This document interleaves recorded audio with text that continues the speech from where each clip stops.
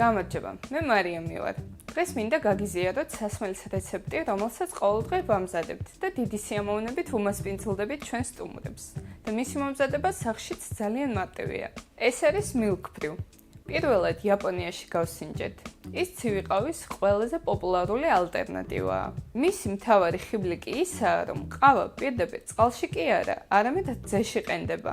ჩვენ ამ სასმელს იაპონელი როსტერების კურასოს რეცეპტით ვამზადებთ და მათივე ყავას ვიყენებთ. თქვენ დაგჭირდებათ 50 გრამი ხარისხიანი ღია საშუალო მოხალვის ყავა. შეგიძლიათ აერჩიოთ თბილისის ნებისმიერი კარგი როსტერების ყავა, რომელიცაა ბინ ბურბონი, მამული, ბონაბო ან პრობარისტა.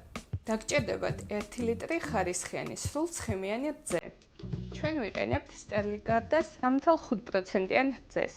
ასევე დაგჭირდებათ ბოთლი. იდეალურია თუ ჰერიო კარგ ბოთლს გამოიყენებთ, მაგრამ ნებისმიერი სხვა ბოთლით შეგიძლიათ გამოიყენოთ. 50 გრამ ყავას ვქვავთ საშუალო სიმსხვილეზე. ოდნავ უფრო წვრილად ვიდრე V60-ისთვის.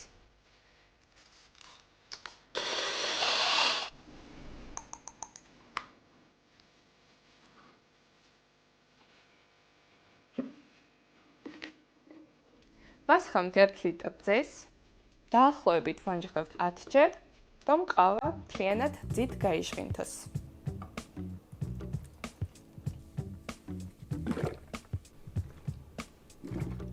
შემდეგ კი მას 12-15 საათით მაცივარში ვტოვებთ. დილით მხოლოდ გაწურვა რჩება და milk brew მზად არის. შემდეგ მიიღებთ ძალიან ნას კრემოვან სასმელს, რომელიც ცოტათი გამდნარ ნაყინს მოგაგონებთ. აქვს ბუნებრივი სიტკბო და ასევე შესანიშნავად გადმოსცემს ყავის მაცვლის გემოსა და არმატს. და კიდევ ერთი სასიამოვნო ამბავი, მთელი ამ თვის განმავლობაში ჩვენ პირველ 20 სტუმარს milk brew-ით ვუმასპინძლებთ. შემოგვიარეთ, დააგემოვნეთ და თავად მოამზადეთ სახლში.